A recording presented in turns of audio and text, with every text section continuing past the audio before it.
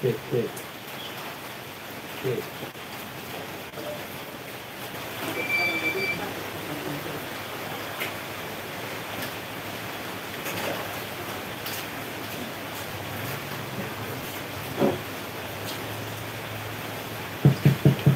Bismillahirrahmanirrahim. Assalamualaikum warahmatullahi wabarakatuh. Alhamdulillah rabbil alamin. Wassalatu wassalamu ala asyrofil anbiya'i wal mursalin sayyidina Muhammadin wa ala alihi wa sahbihi ajma'in. Rabbi shrah li sadri wa yassir li amri wahlul 'uqdatam min lisani yafqahu qawli.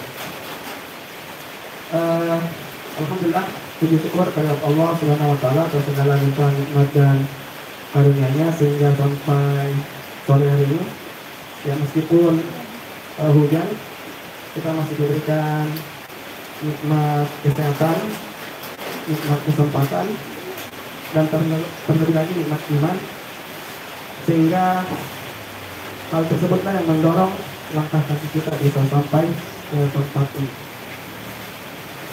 Kalau waktulah kita aturkan sholawat dan taslim kepada junjungan kita Nabi Muhammad Sallallahu Alaihi Wasallam sebagai suri tauladan bagi kita dan juga sebagai revolusioner sejarah.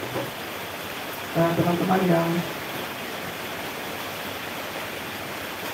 kami hormati, ya, pertama-tama kami ucapkan terima kasih kepada seluruh kawan-kawan yang telah menyempatkan hadir di acara ngabuburit komunitas Bisa Wajah,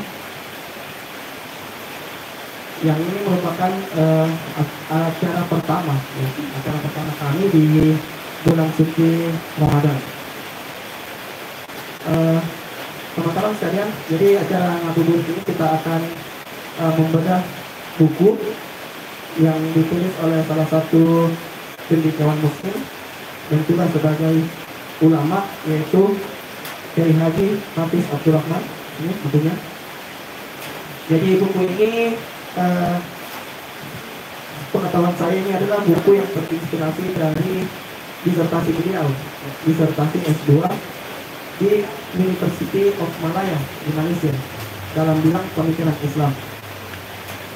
Nah, jadi judul bukunya adalah Pengaruh Filsafat dan Ilmu Kalam terhadap Kemunduran Dunia Islam. Mungkin kalau teman-teman yang sering mengkonsumsi kajian-kajian filsafat, ya, atau teman-teman yang sering menonton debat-debatnya Rocky Gerung, kemudian kita menonton channelnya Kopi dan Tinder, itu semua tidak jauh-jauh dari pembahasan filsafat. Nah, pada kesempatan kali ini kita akan coba mengulik, ya, bagaimana sesungguhnya pengaruh filsafat itu, atau bagaimana filsafat itu sendiri dan ilmu kalam yang memberikan pengaruh terhadap kemunduran dunia Islam. Nah, tentu ini adalah hasil karya ilmiah yang saya pikir referensinya jelas, ya, sumbernya jelas, dan merupakan suatu penelitian ilmiah dan ditulis oleh salah satu ulama juga. Dan insya Allah pada edisi pertama ini kita akan ditemani oleh Ustaz Mas'udi Baharudin. Beliau merupakan salah satu pengasuh atau pembina dari Pondok Pesantren Muhammadiyah Boarding School Awalul Islam.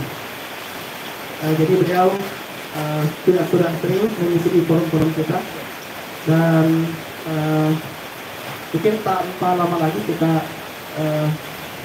langsung saja memasuki sesi bedah buku yang akan disampaikan oleh Ustaz Mas'udi. Kepada Ustaz kami persilakan.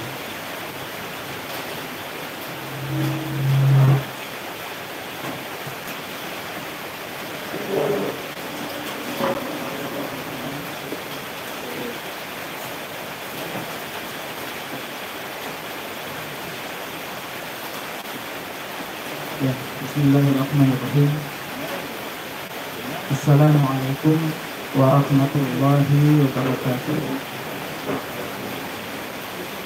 Alhamdulillahilladzi anzala as-sakinata fi qulubil mu'minin liyazdadu imanan ma'a imanihi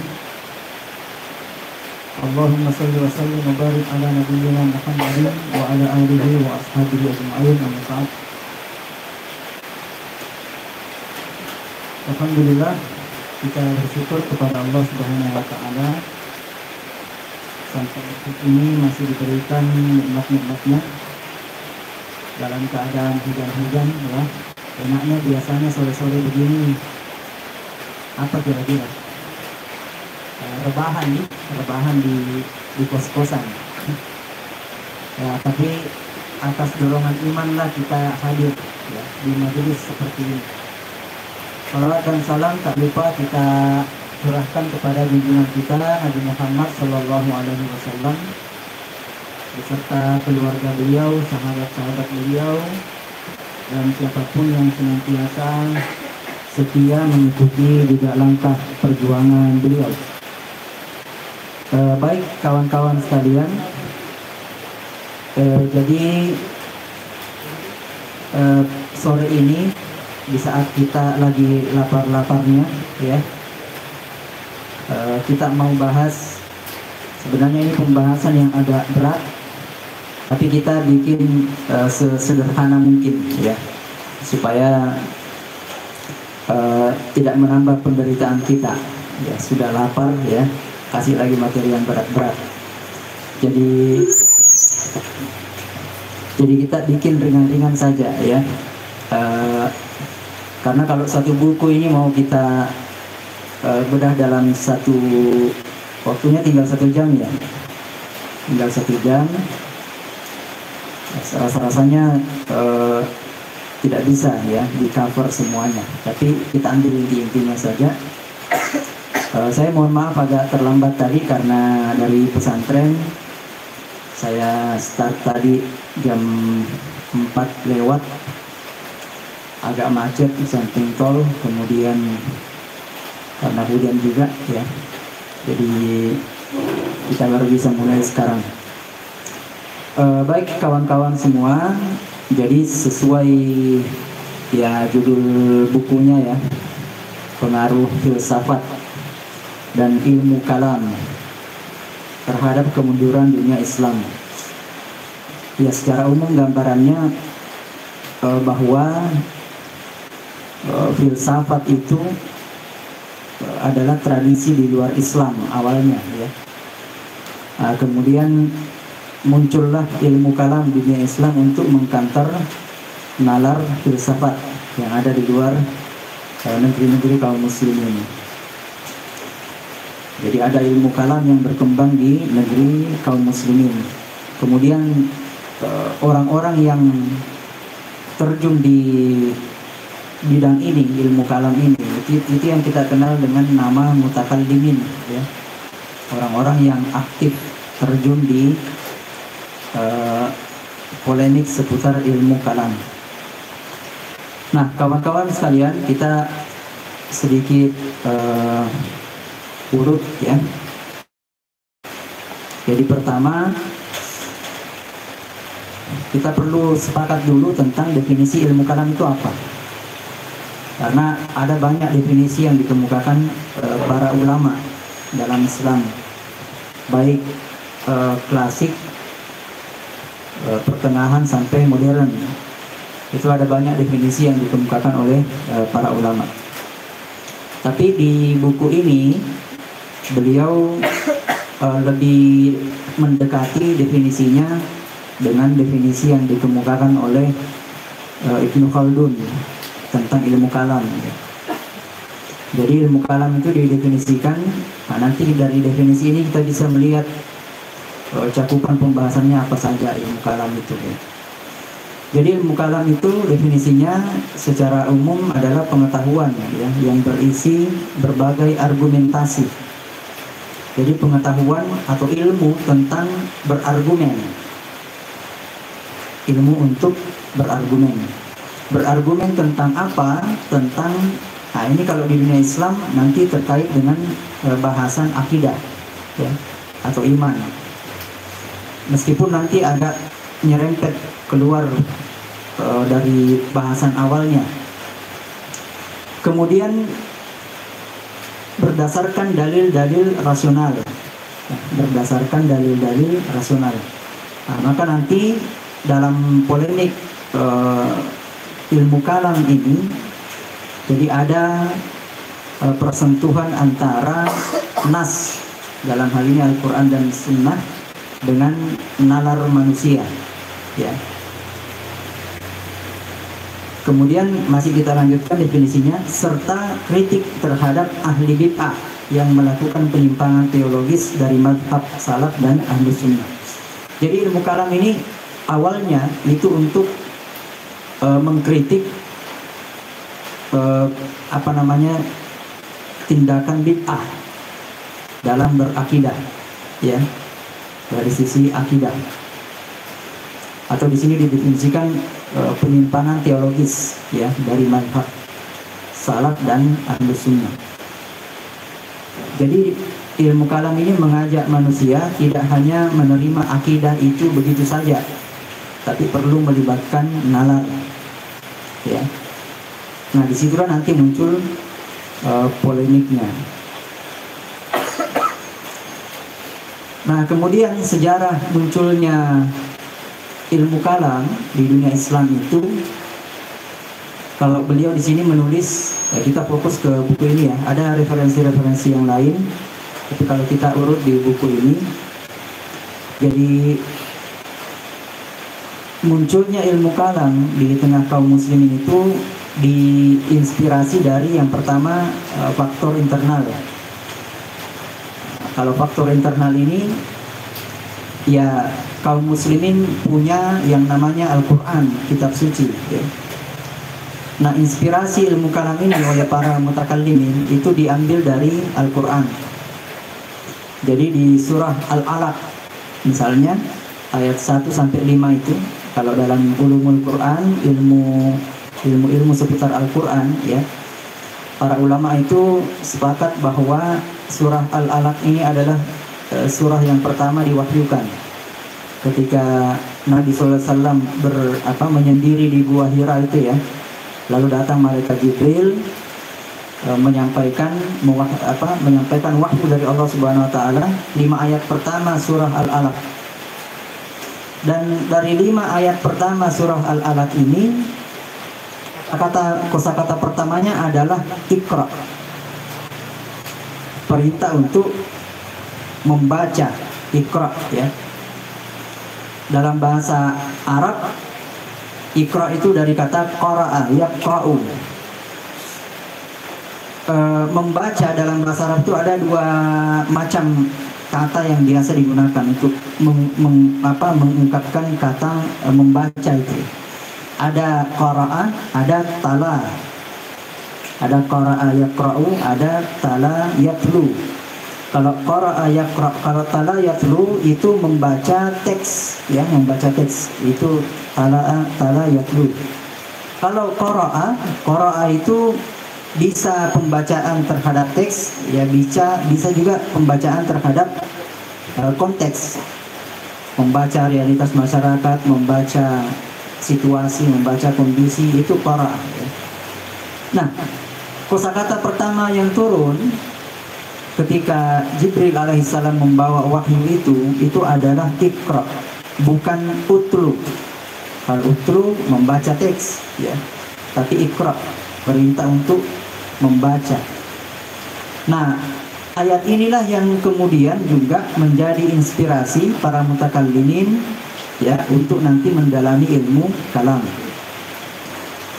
Kemudian selain itu di surah Al-Maidah, ya, surah kelima ayat 104, di ayat ini adalah teguran keharaman untuk berakidah dengan jalan taklid. Jadi dalam Islam itu kita tidak boleh berakidah, membangun keimanan kita hanya dengan modal ikut-ikutan. Karena bapak saya muslim, ibu saya muslimah, ya sudah saya muslim. Nah, dalam Islam tidak begitu. Kita diperintahkan berakidah itu beriman, ya, sesuai dengan kesadaran kita. Jadi bukan beragama sekedar ikut-ikutan, ya. Nah, di ayat ini di surah Al-Maidah ayat 104 Allah Subhanahu wa taala berfirman, wa idza qila lahum ta'alu ila ma anzalallahu wa ila rasul, ketika mereka diajak untuk beriman kepada apa yang diturunkan dari Allah Subhanahu wa taala kepada Rasulullah SAW, qalu, mereka menjawab, hasbuna ma wajadna alaihi aba'ana, kami cukup mengikuti apa yang dulu disampaikan nenek moyang kami. Jadi ikut-ikutan, berakidah, beriman, ikut-ikutan. Ini ditegur oleh ayat ini. Kemudian lanjutan ayat ini, awalau kana aba'uhum la ya'lamuna syai'a wa la yahtadun. Ya, apakah mereka mau mengikuti nenek moyang mereka walaupun nenek moyang mereka itu tidak punya pengetahuan apa-apa dan tidak mendapat petunjuk. Nah, sekali lagi ayat ini adalah teguran ya bagi orang-orang yang mau beriman dengan jalan ikut-ikutan orang tuanya. Ya. Jadi berakidah itu tidak boleh kita ikut-ikutan. Jadi beriman, membangun keimanan kita, ya harus melalui pencarian kita sendiri. Nah, ini juga ayat ini juga menjadi inspirasi bagi mutakallimin membahas unsur-unsur akidah itu secara sangat luas, sangat dalam. Sampai-sampai nanti karena saking luasnya, saking dalamnya, kadang-kadang ada hal-hal yang dalam akidah itu tidak perlu dibahas, tapi dibahas juga sama mutakallimin ya. Jadi itu dari sisi nas, inspirasinya dari situ. Yang kedua, kenapa muncul ilmu kalam di tengah-tengah kaum muslimin, itu ada satu peristiwa politik yang mungkin sudah kita tahu bersama ya, ketika ada konflik antara Ali bin Abi Thalib ya, kemudian terlibat juga di situ Muawiyah bin Abi Sufyan. Kemudian ada satu kelompok namanya Khawarij, yang menurut Khawarij ini dua-duanya salah. Ali bin Abi Thalib salah, Muawiyah juga salah. Tidak ada yang boleh diikuti ya. Makanya namanya Khawarij. Khawarij itu dari kata kharaja, keluar dari kelompok Ali maupun Muawiyah. Dia menyendiri ya. Nah, di situ pertama kali munculnya aliran Khawarij. Lalu nanti berkembang aliran-aliran yang lain, dan aliran-aliran yang ada ini nanti juga turut berkontribusi dalam polemik ilmu kalam di dunia Islam ya. Kita ringkas saja. Kemudian faktor eksternal, kenapa di dunia Islam itu muncul ilmu kalam hidup ya, tumbuh subur. Kenapa? Di antaranya adalah karena Islam itu ketika wilayahnya sudah mulai meluas ya, keluar jazirah Arab, itu ada persentuhan dengan peradaban asing di luar Islam ya. Dalam hal ini ya, ketika dilakukan futuhat, penaklukan itu ya. Di masa Rasulullah SAW masih hidup, di masa beliau itu jazirah Arab sudah menjadi wilayahnya kaum muslimin, sejazirah Arab. Sepeninggal Nabi SAW di masa Abu Bakar As-Siddiq, Umar bin Khattab, kemudian seterusnya itu ya, terjadi penaklukan juga sampai keluar jazirah Arab. Nah, ketika terjadi penaklukan, perluasan wilayah Islam keluar jazirah Arab, inilah kemudian kaum muslimin mulai bersentuhan itu dengan peradaban-peradaban di luar Islam. Ya, misalnya ketika terjadi futuhat di sebagian wilayah Romawi. Jadi dulu itu ada dua imperium besar ya. Ada dua katakanlah peradaban adidaya. Di masa Nabi itu ada dua peradaban adidaya, Romawi dan Persia. Ya, Romawi dan Persia. Kalau sekarang ini mungkin adidaya sekarang kayak AS ya. AS dan Cina, blok kapitalis dan blok sosialis komunis ya, adidaya. Kalau dulu di masa Nabi SAW, adidayanya itu Romawi dan Persia.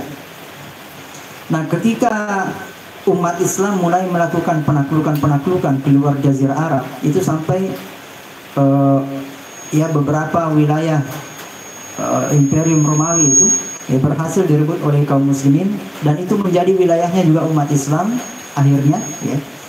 Dan pada saat itulah kemudian umat Islam mulai bersentuhan dengan peradaban asing. Kita tahu di Romawi itu ada tradisi filsafat yang sangat kuat, ya, khususnya di Yunani itu ada tradisi filsafat yang sangat kuat. Kemudian di Persia juga sama, di India juga, ya. Di masa Rasulullah SAW sampai di masa Utsman bin Affan itu umumnya futuhat itu banyak dilakukan di wilayah-wilayah ini, bekas wilayah Persia, yang di sana ada filsafat Persia, kemudian bekas wilayah Romawi, di sana ada filsafat Yunani, kemudian beberapa wilayah India yang di dalamnya juga ada tumbuh subur sebelum umat Islam masuk, di situ sudah ada filsafat Hindu. Jadi begitu umat Islam masuk ke wilayah-wilayah ini dan menjadi bagian dari wilayah kaum muslimin, disitulah terjadi persentuhan antara tradisi keilmuan di dunia Islam dengan tradisi keilmuan di luar umat Islam. Nah, itulah yang melatar belakangi munculnya ilmu kalam, ya, di dunia Islam. Jadi umat Islam itu punya seperangkat sistem keyakinan yang kita kenal dengan akidah atau iman. Begitu bersentuhan dengan tradisi filsafat, ya, di luar Islam, maka terjadi kemudian benturan, ya, terjadi tukar pikiran, perdebatan, diskusi yang panjang, ya, ketika umat Islam berhadapan dengan tradisi-tradisi filsafat itu. Nah, dari situlah kemudian muncul bibit-bibit ilmu kalam di dunia Islam, sampai kemudian di kemudian hari berdiri sebagai satu disiplin ilmu tersendiri dalam Islam, ya, ilmu kalam itu, yang nanti cabang-cabangnya ada, diantaranya ilmu mantik, ya, yang sekarang banyak dibahas juga di anak-anak santri-santri kita di pesantren itu, ya, kita juga kasih materi ilmu mantik. Tapi bukan untuk membuat mereka ragu terhadap akidahnya, ya, tapi paling tidak ini menjadi pengetahuan lah untuk mereka bahwa ada diskusi semacam ini. Nah, kalam itu seperti yang saya sampaikan tadi, bahwa ilmu kalam itu nanti terjadi persentuhan antara naql atau nas Al-Quran dan Sunnah, di mana Al-Quran dan Sunnah itu banyak konsep-konsep selain akidah, ya. Selain akidah kan ada juga hukum yang terkait dengan fikih dan seterusnya. Ada juga yang terkait dengan adab, akhlak dan seterusnya, ya. Itu nanti ilmu kalam ini merembes kemana-mana. Jadi awalnya hanya persoalan akidah, nanti masuk ke ranah fikih, masuk ke ranah akhlak, ya. Nah, kawan-kawan yang dimuliakan Allah Subhanahu wa taala, kemudian objek pembahasan ilmu kalam ini ada beberapa objeknya, ya. Yang pertama itu terkait dengan diskusi mengenai ma'rifah, pengetahuan. Jadi ilmu kalam itu salah satu pokok pembahasannya adalah dia membahas tentang pengetahuan manusia. Manusia itu dapat pengetahuan dari mana? Jalannya dari mana? Apakah dia melalui informasi atau seperti apa? Nah, itu salah satu pembahasan ilmu kalam. Kenapa muncul pembahasan ini? Karena itu tadi bersentuhan dengan tradisi filsafat di luar Islam, yang kemudian mereka, ya, orang-orang yang baru masuk Islam ini yang tadi punya tradisi filsafat yang kuat, begitu umat Islam masuk di wilayah itu, mereka memeluk Islam. Nah, mereka ini kan memeluk Islam, mereka harus meyakini akidah Islam. Ketika mau meyakini akidah Islam, terbentur dengan tradisi filsafatnya yang lampau, ya. Jadi bayangkan kalau kita punya tradisi filsafat yang kuat, tiba-tiba Islam datang ke kita, ada ajaran baru ini, akidah Islam. Sementara kita sudah punya tradisi filsafat yang kuat di peradaban kita misalnya, tentu ada benturan. Maka benturan-benturan ini muncul nanti objek-objek pembahasan kalam. Nah, salah satunya tentang ini, tentang ma'rifah, tentang pengetahuan. Dari mana pengetahuan itu diperoleh oleh manusia. Nah, dalam Islam, misalnya ini satu contoh saja, dalam Islam itu akidah itu kita dapatkan dari proses transformasi informasi, ya, proses transfer informasi, atau disebut dengan al-ma'rifah al-khabariyah. Jadi kita dapat informasi tentang kerasulan Muhammad SAW itu dari mana? Ya, dari Al-Quran, ya, dari teks Al-Quran. Nah, sementara dalam tradisi filsafat, pengetahuan yang diperoleh melalui jalur informasi seperti ini, kabar, berita, itu tidak diakui, ya, tidak diakui. Misalnya ada dalam dunia filsafat itu ada yang disebut aliran sofisme, ya, yang dia itu menolak bahwa manusia itu bisa mendapatkan pengetahuan melalui informasi yang dia sampai ke dia, ya. Itu sofisme itu menolak itu. Maka muncul polemik antara yang menolak al-ma'rifah al-khabariyah, pengetahuan yang didapatkan melalui periwayatan, ya, kalau bahasa hadis itu periwayatan, ya, dengan tradisi filsafat yang tradisi periwayatan itu tidak begitu valid, ya, untuk dijadikan sumber informasi. Kalau dalam Islam tradisi periwayatan itu valid, ya. Kalau dalam ilmu hadis itu ada ilmu al-jarhu wa ta'dil. Setiap rantai sanad itu dikaji orang-orangnya, ya. Bukhari misalnya, dari Bukhari sampai Rasulullah SAW itu kan ada rantai sanad berapa orang itu, ya. Nah, dalam tradisi kita, kalau dalam tradisi ilmu hadis itu dikaji satu persatu rantai sanad itu sampai kepada sahabat. Jadi bisa dipertanggungjawabkan secara ilmiah. Tapi kalau dalam tradisi sofisme itu tidak bisa dapat informasi yang valid melalui cara seperti itu. Nah, itu salah satu polemiknya. Kemudian banyak lagi polemik-polemik yang lain. Misalnya masalah kebaruan alam atau hudutul alam, kebaruan alam, ya. Kalau dalam tradisi Islam, ya, dalam pemikiran Islam, alam ini adalah sesuatu yang hadits, hudud, ya, baru, diciptakan. Jadi alam semesta ini dalam akidah kita, itu kita yakini alam semesta ini diciptakan.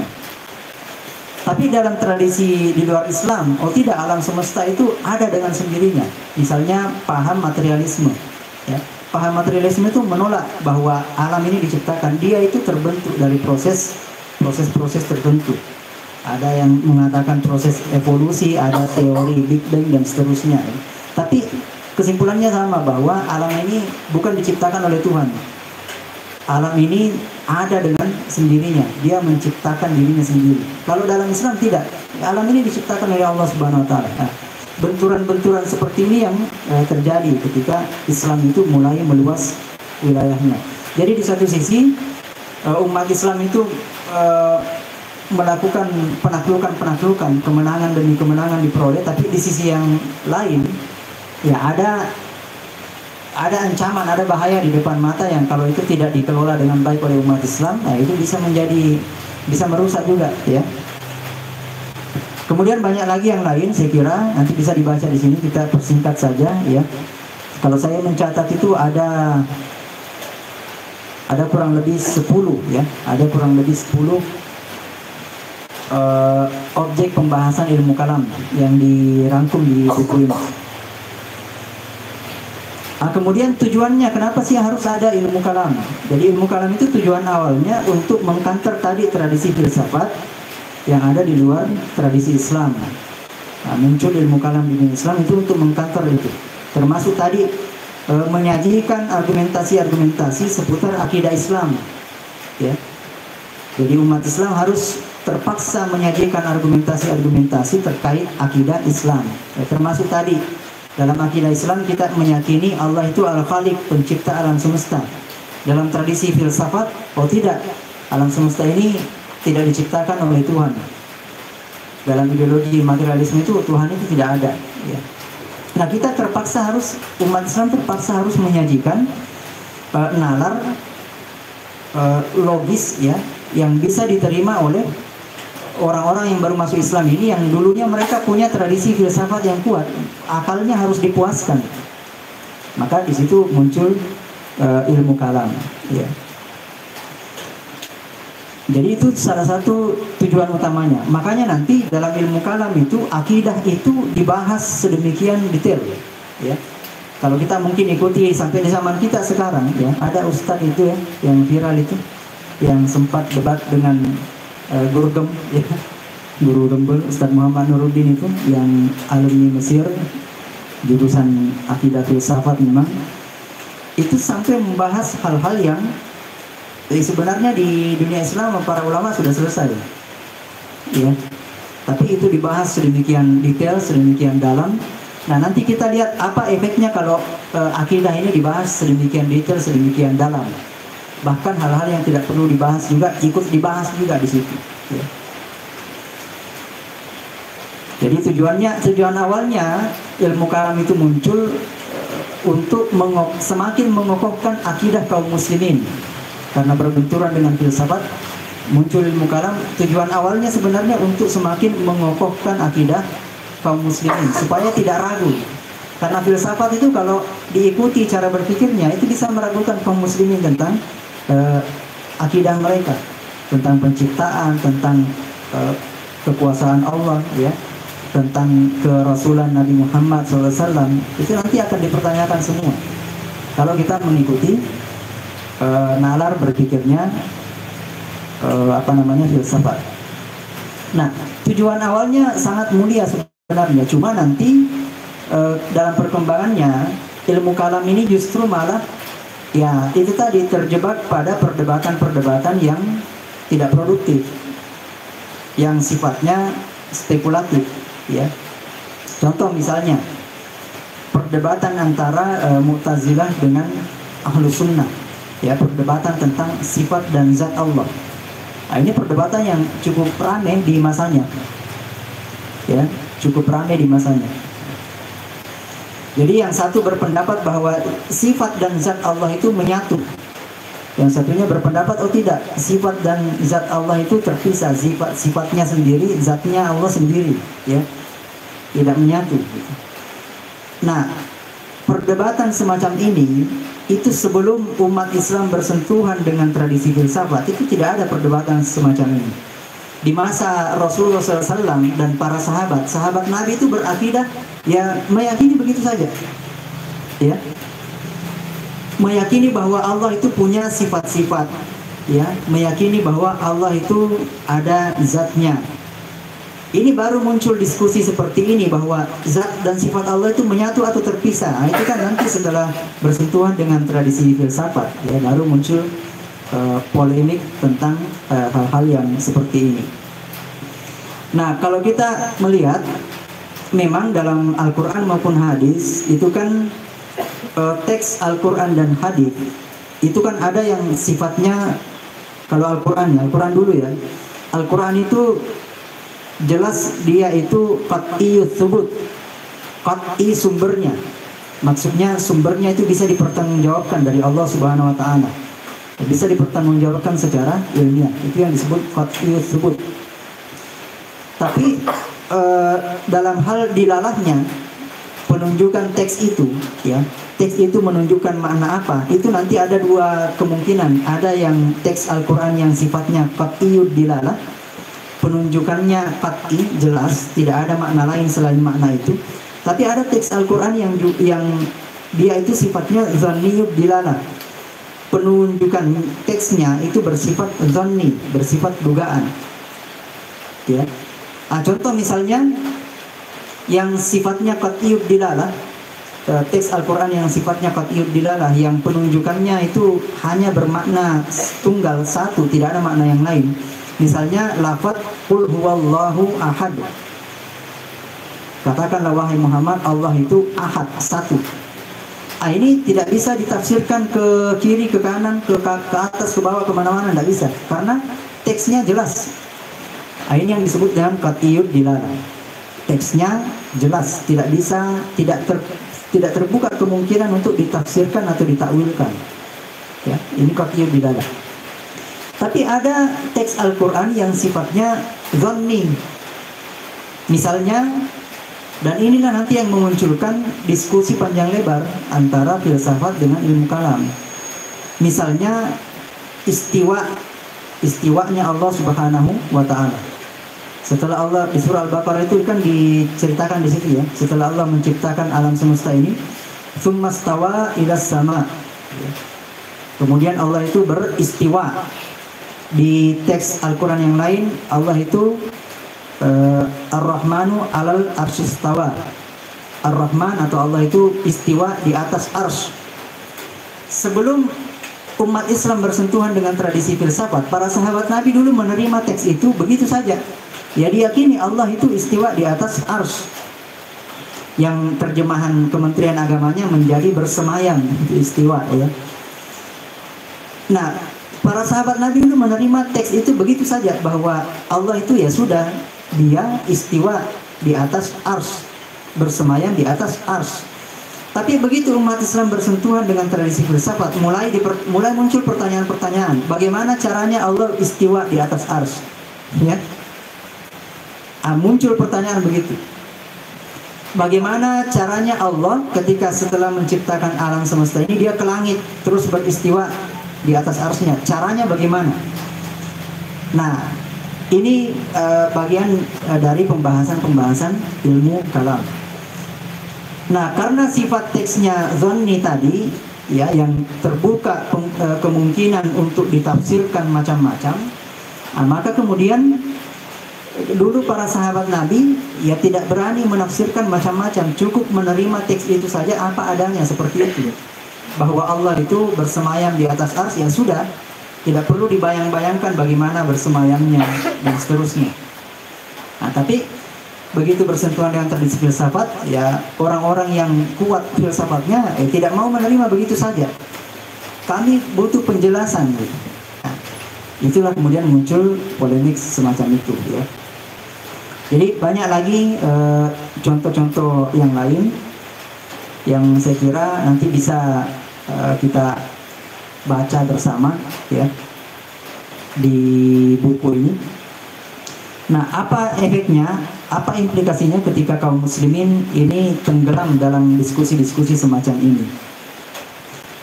Nah, nanti ada implikasinya ya. Contoh lain misalnya tadi terkait dengan penyatuan zat Allah dengan sifatnya antara Mu'tazilah dengan Ahlus Sunnah. Kalau ada yang bertanya mana yang benar dari dua pendapat ini, pendapat yang menyatakan zat dan sifat Allah menyatu atau pendapat yang menyatakan terpisah? Kalau menurut beliau dua-duanya salah ya. Dua-duanya tidak benar. Kenapa? Karena dua-duanya membahas hal yang sebenarnya tidak perlu dibahas dan tidak penting. Misalnya begini, memangnya kenapa kalau kita tahu caranya Allah bersemayam di atas arsy itu, apa efeknya terhadap akidah kita? Kan tidak ada. Lagi pula itu tidak dituntut oleh akidah kita. Akidah kita itu hanya menuntut meyakini bahwa Allah itu ada satu, ya. Yang kedua meyakini Allah itu esa tunggal, ya. Yang ketiga meyakini Allah itu maha kuasa dan seterusnya. Itu pokok-pokok akidah, ya. Tapi pembahasan seperti ini, bagaimana caranya Allah bersemayam di atas arsy, itu kalau kita tahu kesimpulannya, terus apa efeknya terhadap akidah kita? Kan tidak ada, ya, tidak ada efeknya terhadap akidah kita. Apa efeknya terhadap sholat kita misalnya? Kalau kita tahu, oh caranya Allah bersemayam di atas arsy itu begini, duduk seperti manusia misalnya. Apa efeknya terhadap sholat kita? Tidak ada. Apa efeknya terhadap doa kita ketika kita berdoa? Kalau kita tahu Allah itu caranya bersemayam begini, apa efeknya terhadap doa kita? Tidak ada efeknya. Nah, makanya hemat kami ya, seperti juga ditulis oleh beliau di buku beliau ini, bahwa diskusi-diskusi, perdebatan-perdebatan semacam ini sangat banyak menghabiskan energi kaum muslimin. Nanti berimplikasi juga ke wilayah politik, ya, berimplikasi juga ke wilayah politik. Misalnya nanti ada diskusi tentang masuk nih wilayah fikih tadi ya, yang tadinya awalnya polemiknya hanya seputar akidah, mulai masuk ke ranah fikih. Misalnya nanti di era kekhilafahan Islam itu ada perdebatan tentang syarat-syarat seorang khalifah itu apa.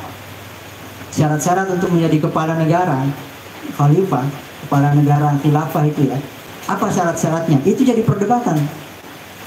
Ya, jadi perdebatan. Ada yang mensyaratkan di antara ulama itu harus punya keturunan darah Quraisy misalnya. Ya. Kemudian ada yang juga mengemukakan pendapat bahwa tidak harus dari Quraisy. Ya.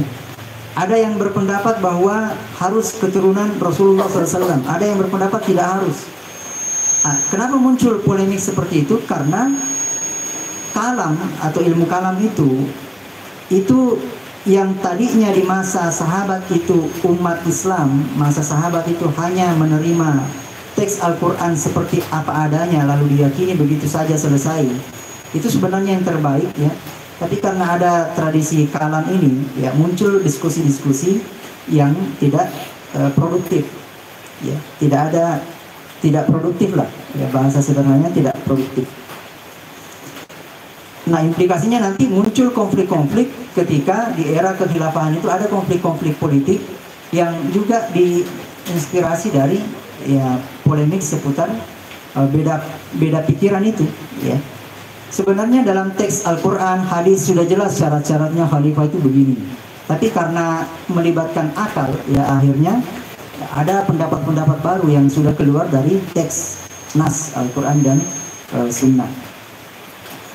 Nah, kawan-kawan yang dimuliakan Allah Subhanahu wa taala, saya kira itu ya secara singkat implikasinya sampai ke zaman kita sekarang. Ya, di zaman kita sekarang misalnya, kalau perdebatan seputar kalam ini terus dihidupkan, yang objek kajiannya tadi perkara-perkara dalam bidang akidah yang sebenarnya itu sifatnya furu'iyah, cabang, bukan perkara pokok ya. Nah, kalau terus-menerus ini ditumbuh suburkan, lama-lama umat Islam itu asyik dalam perdebatan-perdebatan semacam ini untuk memuaskan dahaga intelektualnya. Tapi kemudian umat Islam lupa terhadap problem-problem pokoknya, ya, problem-problem utamanya. Misalnya ada saudara-saudara kita di Palestina nih, diserang tiap hari, dirudal, dibom segala macam ya. Itu persoalan di depan mata kita. Tapi tiba-tiba di Indonesia yang rame, yang viral malah perdebatan Allah itu istiwa atau tidak, cara istiwanya bagaimana. Nah, ini yang saya maksud tadi tidak produktif. Ada problem di depan mata saudara-saudara kita di Palestina sana yang perlu solusi segera, tapi kemudian tidak keluar solusi-solusi itu. Malah kita disibukkan dengan perdebatan-perdebatan yang semacam ini. Nah, itu diantara implikasinya ketika ilmu kalam ini terus dijadikan sumber obrolan ya, termasuk di zaman kita sekarang. Akan banyak problem-problem umat Islam yang tidak terselesaikan. Bahkan lebih parah lagi, umat Islam itu akhirnya kebingungan mengidentifikasi problem utamanya sekarang apa sebenarnya. Ya. Kebanyakan umat Islam sekarang bingung untuk mengidentifikasi ini sekarang masalah kita begitu rumit, kusut ya, seperti benang kusut ya.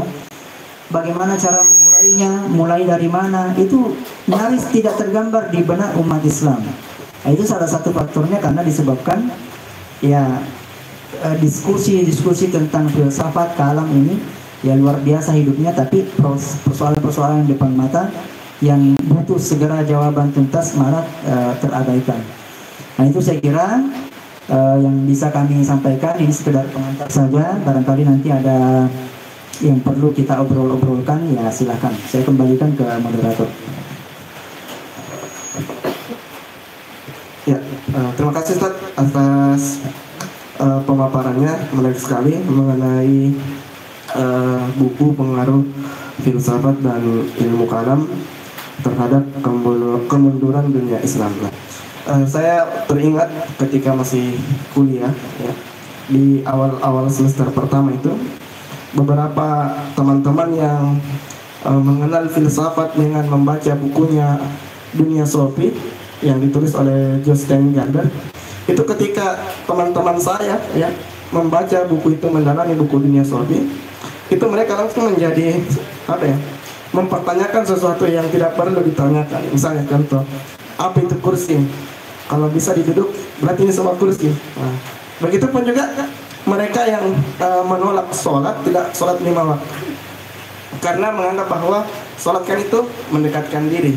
Sholat itu kan hanya gerakan, esensinya kan adalah mendekatkan diri kepada Allah. Nah, ini mungkin menurut saya salah satu dari mempelajari filsafat, tetapi caranya mungkin salah gitu, atau pemahaman yang salah sehingga menghasilkan perbuatan yang salah.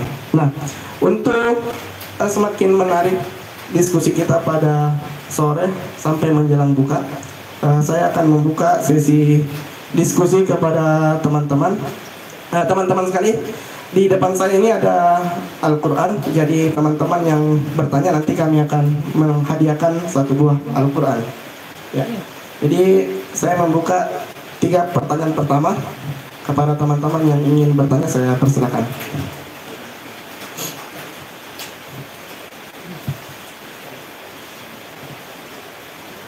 Ya, 1. Ada lagi? Ya, 1. Oke, baik. Yang pertama dari sebelah kanan dulu. Perkenalkan nama dan asal, institusi apa? Assalamualaikum warahmatullahi wabarakatuh. Nama saya Septian. Saya alumni Unhas. Alhamdulillah baru selesai. Pertanyaan saya kepada Ustadz, salah satu pembahasan yang paling penting dalam kajian filsafat atau kajian filsafat itu adalah tentang teologi. Pertanyaan saya, dalam akidah Islam, apakah ada pembahasan khusus mengenai teologi ini, atau itu hanya salah satu bagian dari kajian filsafat atau ilmu kalam? Terima kasih.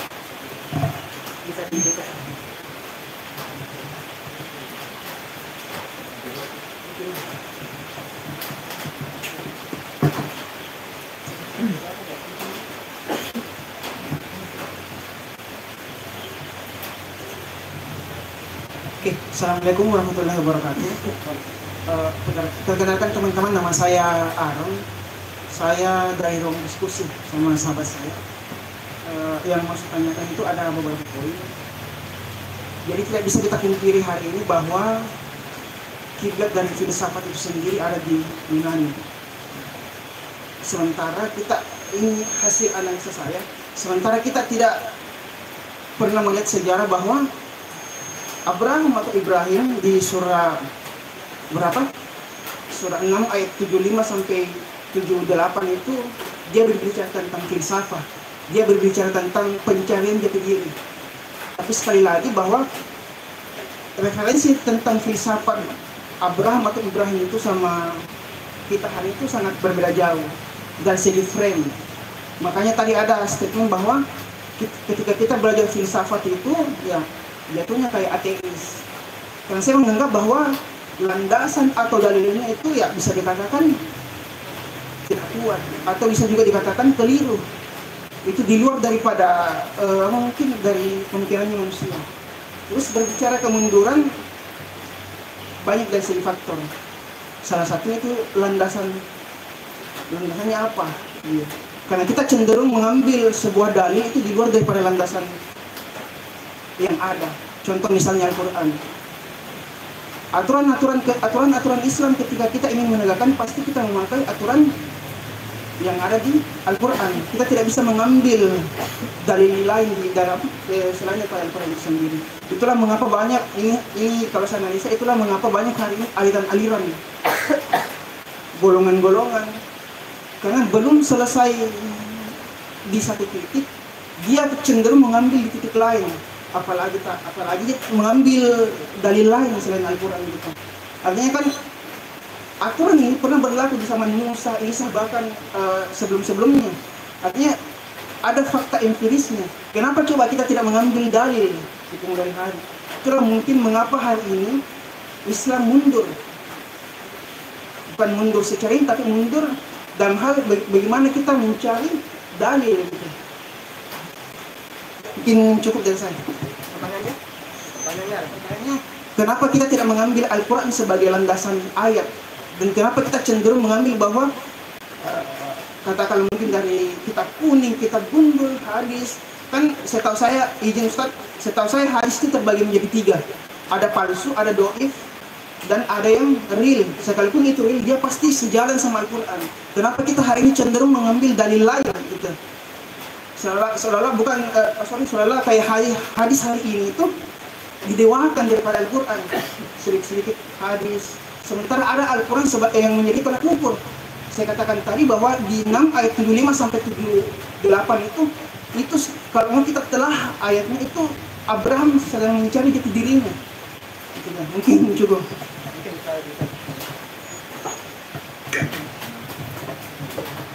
Baik, terima kasih. Assalamualaikum warahmatullahi wabarakatuh. Mungkin saya agak sedikit lama juga kayak ini teman saya. Jadi saya mau mulai dulu dengan ayat Al-Quran Al-Hujurat ayat 13 yang berbunyi, wahai manusia, sesungguhnya kami telah menciptakan kamu dari seorang laki-laki dan perempuan. Kemudian kami menjadikan kamu berbangsa-bangsa dan bersuku-suku agar kamu saling mengenal. Sesungguhnya yang paling mulia di antara kamu di sisi Allah adalah orang yang paling bertakwa. Dalam artian apa? Yang saya sebenarnya yang kita sering anggap sebuah kemunduran itu adalah perbedaan, justru di ayat Al-Quran sudah ditegaskan bahwa itu adalah kehendak Tuhan. Telah diciptakan kau bersuku-suku, berbangsa-bangsa agar kita ini saling mengenal. Karena kalau seumpama kita sama, tidak ada perbedaan, tidak ada diskusi ini ketika kita satu pemikiran. Nah, itu yang pertama. Yang kedua mengenai jadi menurut saya firqah-firqah itu lahir Mu'tazilah, Qadariyah, Jawariyah, Asy'ariyah itu karena satu sumbernya Al-Quran. Mereka berebut tafsir dan bagaimana menafsirkan. Jadi semua ya kalau ditanya Syafi'i, Hambali, Hanafi, Maliki, dia mau kemana kalau bukan ke Al-Quran dan As-Sunnah? Kan seperti itu. Nah, tinggal kita ini apakah ini persoalan yang usul atau yang furu'. Menurut saya seperti itu. Jadi kemunduran yang seperti apa saya juga tidak terlalu paham yang bagaimana itu. Tuh justru karena kemunduran itu terjadi karena yang berbangsa-bangsa bersuku-suku ini tidak malah mencari titik temu apa yang mempertemukan kita. Kan kalau saya sebagai orang yang sedikit banyaknya pernah berkecimpung di dunia filsafat, menurut saya tugas filsafat itu adalah menyederhanakan sesuatu.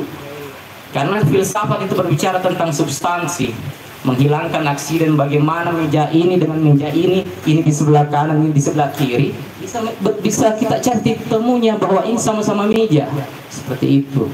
Jadi jangan sampai gara-gara itu yang membuat kita mundur, karena kita terlalu sibuk pada perbedaan. Kita tidak mencari tahu apa di balik dari yang beragam ini. Mungkin seperti itu. Sekian. Assalamualaikum warahmatullahi wabarakatuh. Pertanyaan spesifiknya, kalau saya mesti dipertegas lagi kenapa bisa kita tidak menggunakan akal dalam apa tadi yang di akidah itu yang tentang misalkan kada dan kadar, tentang ars, Tuhan bersemayam di ars. Karena menurut saya seperti ini, misalkan kayak Ibnu Sina Al-Khawarizmi, dia kan itu pembelajar paham matematika, tapi kenapa dia tidak keluar dari Islam? Misalkan ketika dia belajar matematika, dia tahu satu itu masih bisa dimaknai bahwa setengah tambah setengah. Ars misalkan itu di mana, di atas pesawat atau di atas mana? Ketika orang astronomi belajar ini tuh mungkin seperti itu, mesti diperjelas lagi nih. Mungkin seperti itu. Sekian.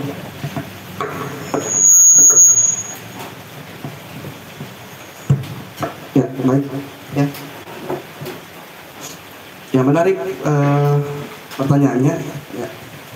Saya kira tadi semakin mendekati buka puasa ini semakin ternyata pertanyaannya semakin berat. ya, semakin menantang ini ya.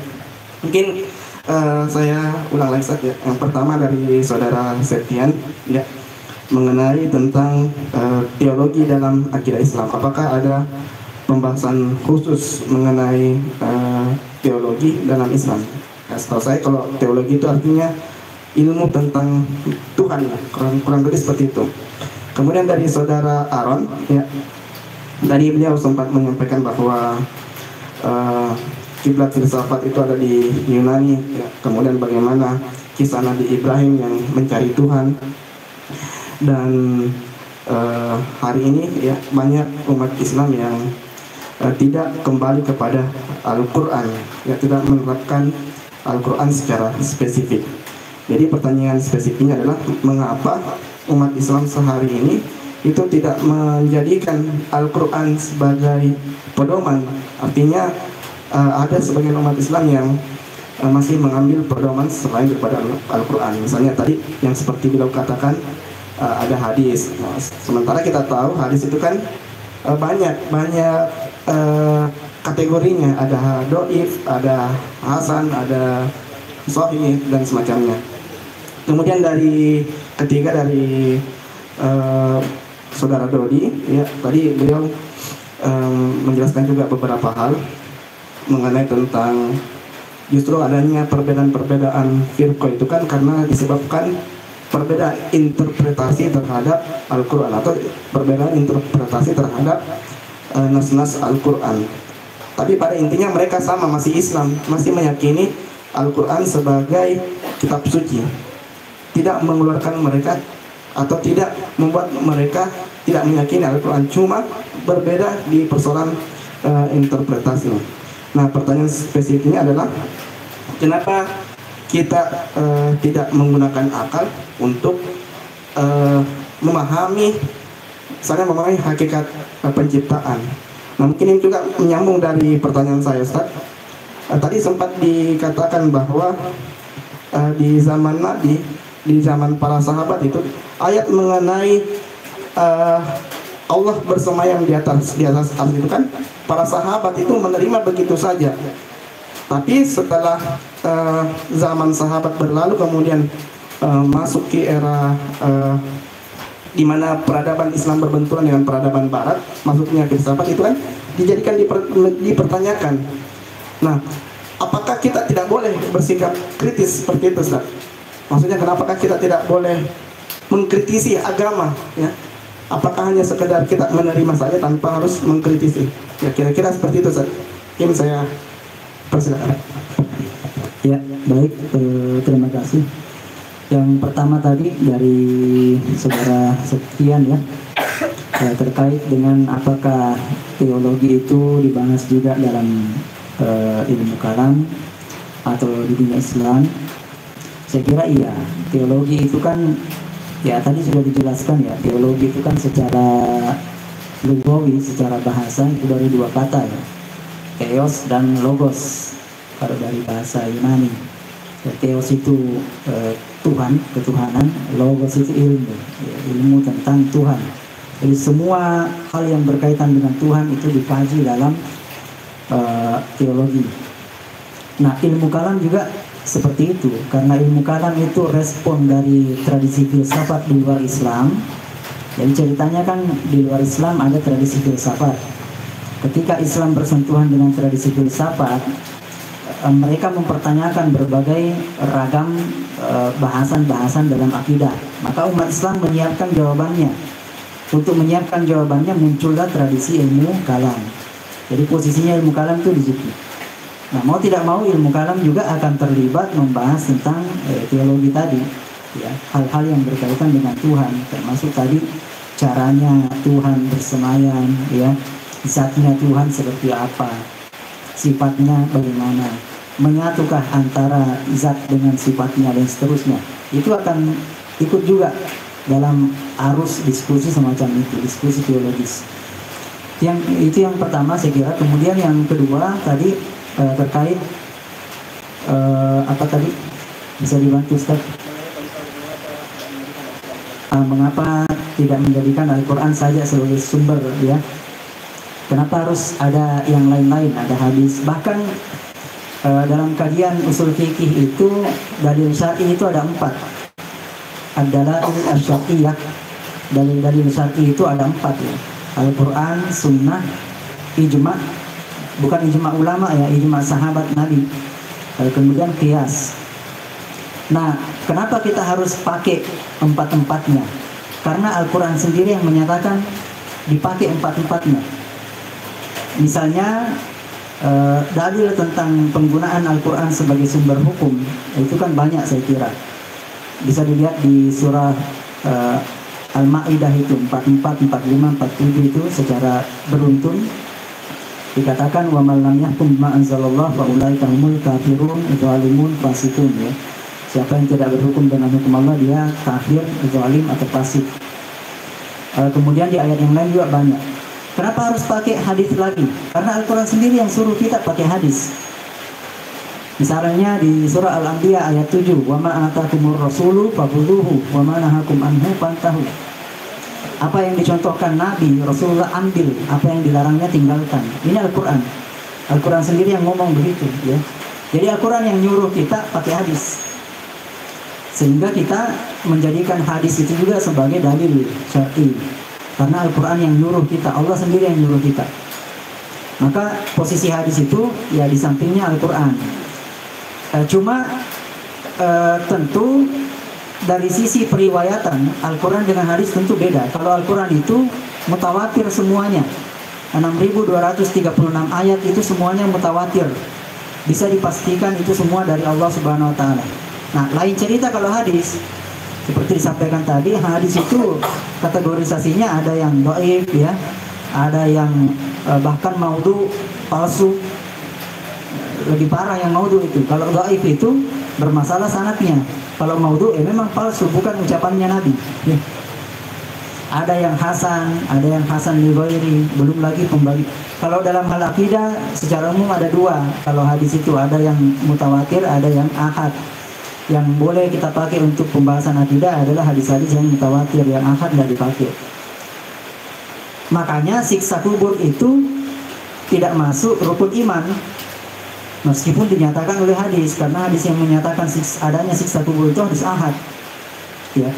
Jadi tidak dipakai, tidak masuk rukun iman. Apakah kita ragu siksa kubur itu ada? Tidak, kita yakini ada.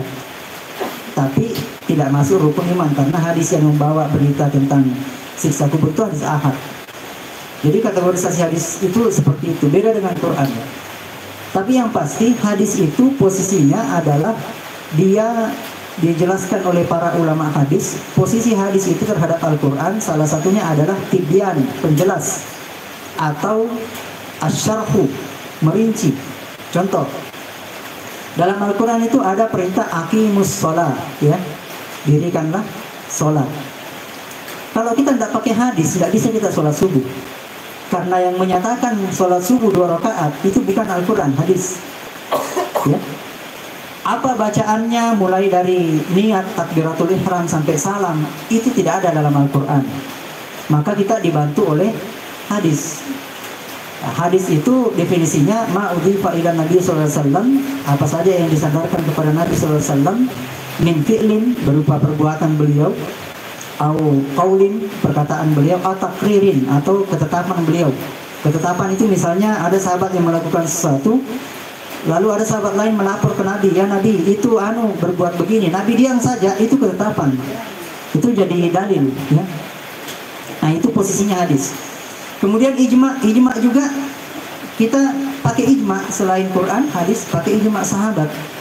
Kenapa? Karena dalam hadis Nabi menyatakan khairul quruni qarni, sebaik-baik zaman adalah zamanku, maksudnya dengan sahabat. Itulah generasi terbaik umat Islam, generasi sahabat. Maka kalau sahabat bersepakat terhadap sesuatu, maka kesepakatan mereka itu menjadi dalil. Contoh, mengangkat seorang khalifah, itu ijma sahabat. Apa buktinya? Ketika Nabi wafat, pengurusan jenazah beliau itu ditunda oleh para sahabat sampai 3 hari 3 malam. Karena sahabat fokus mau mengangkat seorang khalifah, karena khalifah ini penting. Kalau tidak ada ini khalifah, akan banyak hukum Islam akan terlantar. Karena khalifah lah yang bertugas untuk menjamin hukum Islam itu diterapkan dalam negara. Kalau tidak ada itu, banyak sekali hukum Allah yang akan terlantar, dan itu efeknya lebih dahsyat daripada memakamkan jenazah yang terlambat sekian hari. Jenazahnya Rasulullah ini, itu ijma sahabat. Maka dalil mengangkat seorang khalifah itu ijma sahabat. Kemudian kias, kias juga penting. Kenapa kita pakai kias? Karena dalam hadis Nabi pakai kias. Misalnya dalam satu waktu, ini riwayat Ibnu Abbas, Nabi SAW didatangi seorang wanita. Wanita ini bertanya, "Ya Rasulullah, ibu saya wafat. Dia punya utang puasa nazar. Apakah saya harus membayar utang puasanya?" Kemudian Nabi bertanya, balik bertanya, kata Nabi, "Bagaimana pendapatmu kalau ada utangnya ibumu, utang uang? Apa kamu akan bayar?" Perempuan ini menjawab, "Iya, saya akan bayar." Kata Nabi, "Ya, puasanya juga kamu bayarkan." Nah, ini kias. Apa fungsinya kias? Kias ini membuat hukum Islam jadi relevan ke setiap zaman sampai kiamat. Contoh, khamar yang ada di zaman kita itu tidak ada di zaman Nabi. Ya, saya tidak usah sebut mereknya. Khamar di zaman kita yang ada gambar itunya, ya, itu tidak ada di zaman Nabi. Apakah karena tidak ada di zaman Nabi lantas kita halalkan? Kalau tidak pakai kias, jadi halal khamar semua sekarang di zaman kita, karena tidak ada di zaman Nabi. Karena ada kias, maka jadi haram juga khamar yang ada sekarang. Kenapa? Karena kias itu, ini nanti melibatkan nalar. Jadi Islam itu tidak anti nalar. Kias itu pakai nalar. Misalnya kias itu menyamakan ilatnya, ilat hukum, sebab hukum. Kenapa khamar di zaman Nabi diharamkan? Oh, ternyata karena dia muskir, memabukkan. Kata Nabi, kullu muskirin haram, setiap yang memabukkan haram. Prinsip kullu muskirin haram inilah yang dibawa ke zaman kita. Memang beda khamar di zaman kita dengan khamar di zaman Nabi, tapi ilatnya sama, sama-sama memabukkan. Maka hukum haram juga jatuh pada khamar di zaman kita. Itu kias, ya. Sehingga Islam itu akan relevan terus. Contoh lain misalnya zakat. Nanti malam lebaran kita mau zakat. Nabi tidak pernah zakat dengan beras, tidak pernah. Coba cek sejarah, tidak ada sejarahnya Nabi berzakat fitri dengan beras, tidak ada. Nabi itu berzakat pakai gandum. Apa kita mau berzakat pakai gandum juga sekarang? Inilah fungsinya kias. Dikiaskan, dilihat apa kesamaannya. Oh, sama-sama bahan pokok. Ya sudah, kita pakai beras. Di Papua mungkin pakai sagu zakatnya, bisa. Ya. Meskipun Nabi tidak pernah pakai sagu. Nah, itu kias. Nah, maka dengan perangkat sistem hukum Islam inilah, tidak sekedar menggunakan Al-Quran, ada juga hadisnya, ada ijma, ada kias. Islam itu jadi relevan terus. Kalau kita cuma pakai Quran, maka tidak bisa kita sholat 5 waktu. Nah, itu saya kira kenapa kita pakai juga selain Al-Quran. Kemudian yang terakhir tadi, penanya yang ini sudah tadi ya? Atau sudah? Ya, yang ketiga tadi terkait perbedaan pendapat di dunia Islam, ya. Ayat yang disebutkan tadi surah Al-Hujurat ayat 13, ya.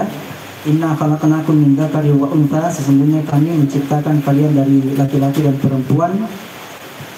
Inna khalaqnakum min dzakari wa untha wa ja'alnakum syu'uba wa qabaila, dan kami menjadikan kamu berbangsa-bangsa dan bersuku-suku, lita'arafu, supaya kalian saling mengenal. Nah, kawan-kawan yang dimuliakan Allah Subhanahu wa taala, Islam itu sebenarnya tidak anti dengan perbedaan. Ya. Polemik seputar ilmu kalam tadi, misalnya bagaimana Allah bersemayam dan seterusnya, itu tidak menjadi masalah, ya. Karena memang teks ayatnya itu sifatnya dhanni, bahasa ilmiahnya spekulatif. Ada teks Al-Quran yang sifatnya qat'i, seperti Qul huwallahu ahad tadi, yang tidak bisa ditafsirkan Allah itu satu, tunggal, esa, tidak bisa ditafsirkan ke sana kemari. Tapi ada teks Al-Quran yang sifatnya dhanni, spekulatif, yang itu bisa memancing nalar untuk berkreasi, ya. Misalnya tadi arsy, bersemayamnya Allah di atas arsy. Nah, siapapun yang berpendapat tentang bersemayamnya Allah di atas arsy, bagaimana caranya, selama itu sudah melalui rentetan kaidah-kaidah dalam memahami teks Al-Quran, itu tidak ada masalah. Contoh lain misalnya firman Allah, yadullahi fawqa aydihim, ya, tangan Allah di atas tangan mereka. Dalam bahasa Arab, di ayat ini kan menggunakan kata yad, yadum atau al-yadu, yadullahi fawqa aydihim, tangan Allah di atas tangan mereka. Nah, kalau ada yang mau menafsirkan tangan di sini maknanya adalah tangan fisik seperti yang kita punya, ya silahkan. Karena yad, yadu dalam bahasa Arab itu memang maknanya tangan. Tapi kalau ada yang mau menafsirkan tangan di situ maksudnya al-qudrah, kewenangan, kemampuan, kekuasaan, itu juga sah. Kenapa? Karena dalam bahasa Arab kata yad memang maknanya dua, bisa bermakna tangan ini, bisa bermakna kewenangan. Maka baik yang menafsirkan kewenangan maupun yang menafsirkan tangan fisik, nah itu sama-sama sah dalam kajian seperti ini. Cuma nanti kalau kita mentarji, mencari pendapat mana yang lebih kuat dari dua pendapat itu, nah itu baru kita bisa menentukan sikap. Tapi perbedaan pendapatnya itu sendiri ya silahkan, ya terbuka lebar. Tapi dari perbedaan pendapat itu kan kita harus mengambil satu pendapat untuk kita pegang, ya. Nah, misalnya kalau saya lebih cenderung yang menafsirkan al-qudrah, kata yad tadi itu tangan, dia tafsirkan al-qudrah, saya lebih cenderung itu, tidak tangan fisik. Kenapa? Ada dalil lain yang mengatakan laisa kamitslihi syai'un, Allah itu tidak sama dengan yang lain. Tangan Allah di situ tentu tidak sama dengan tangan kita berdasarkan dalil ini. Nah, maka Islam tidak anti dengan perbedaan pendapat selama perbedaan pendapat itu satu dalam perkara-perkara yang memang sifatnya furu'iyah, cabang, bukan pokok. Kecuali kalau perbedaannya sudah menyentuh yang usul, yang pokok. Misalnya, yang satu berpendapat Allah itu tunggal, yang satu berpendapat Allah itu tidak tunggal, dua. Jelas ini bukan perbedaan pendapat yang dibenarkan. Kenapa? Karena bunyi teksnya qat'i, qul huwallahu ahad, ya, tidak ada wilayah ijtihad di situ. Contoh lain misalnya, wa ma kana Muhammadun aba ahadin min rijalikum walakin Rasulullah wa khataman nabiyyin. Rasulullah itu dinyatakan oleh Al-Qur'an khatamun nabiyyin, penutup para nabi. Artinya tidak ada lagi nabi dan rasul setelahnya. Nah, kalau ada yang menafsirkan lain dari teks ini, misalnya oh tidak, masih ada nabi, masih ada kemungkinan ada rasul setelah Nabi Muhammad. Nah, itu sudah di luar rel perbedaan pendapat dalam Islam. Jadi ada dalam Islam itu rel khusus. Di situ kita bisa berbeda pendapat, ada rel khusus yang sudah kita terima dari sananya karena teksnya memang qat'i. Nah, ini hanya bisa dipahami oleh kalau kita kajian bahasa Arab. Ya, kalau kita tinjau dari sisi kajian bahasa Arabnya, ya kita nanti bisa mengidentifikasi, oh ini teksnya sifatnya qat'i, oh ini teksnya sifatnya zanni. Nah, kita bisa berbeda pendapat situ. Contoh misalnya perbedaan awal Ramadan. Bunyi hadisnya sumu li ru'yatihi wa aftiru li ru'yatihi. Berpuasalah karena melihat. Ada yang menafsirkan melihat di sini dengan mata kepala, ada yang menafsirkan oh tidak, melihat di sini dengan ilmu. Bisa pakai hisab, ya. Berbeda pendapat seperti itu sah-sah saja selama bisa dipertanggungjawabkan secara ilmiah, saya kira begitu. Karena waktu kita sempit, ini saya sudah di kode sama moderator, tinggal 1 menit, ya. Saya kira itu dari saya. Wallahu a'lam bishawab. Assalamualaikum warahmatullahi wabarakatuh. Ya, terima kasih Ustaz atas pemaparannya, ya. Karena kita dibatasi waktu, sebentar lagi kita akan, sekarang waktu menunjukkan 18.12 menit, ya. Kita berbuka di jam 18.20, ya. Jadi teman-teman yang mungkin masih ada pertanyaan atau ingin diskusi mungkin bisa lanjut setelah berbuka. Karena kita di sini juga akan melaksanakan sholat tarawih, ya, ada di belakang. Bagi teman-teman yang mau join saja, ya. Nah, untuk kesimpulannya mungkin teman-teman bisa menyimpulkan sendiri atau bisa membaca langsung buku ini, ya, Pengaruh Filsafat dan Ilmu Kalam. Nah, untuk mendapatkan buku ini bisa mengontak kami, ya. Di sini kami tidak menjual buku, ya, cuma kami akan mengarahkan di mana tempat jual buku tersebut, ya. Kami juga mengajak kepada teman-teman, ya, untuk menghadiri lagi program ngabuburit sesi kedua yang insya Allah akan dilaksanakan hari Ahad tanggal 16 Maret, ya. Kami kembali mengajak ke teman-teman yang hadir di sini untuk join lagi di acara ngabuburit edisi kedua di tanggal 16 Maret. dengan waktu yang sama 16-12 ba'da asar, dan kita akan berbuka puasa secara bersama-sama. Terima kasih dari saya. Insya Allah kita akan melaksanakan buka puasa di sini. Kepada teman-teman mungkin untuk tidak meninggalkan lokasi, karena kita akan insya Allah berbuka puasa bersama. Wallahu muwaffiq ila aqwamit thoriq. Assalamualaikum warahmatullahi wabarakatuh.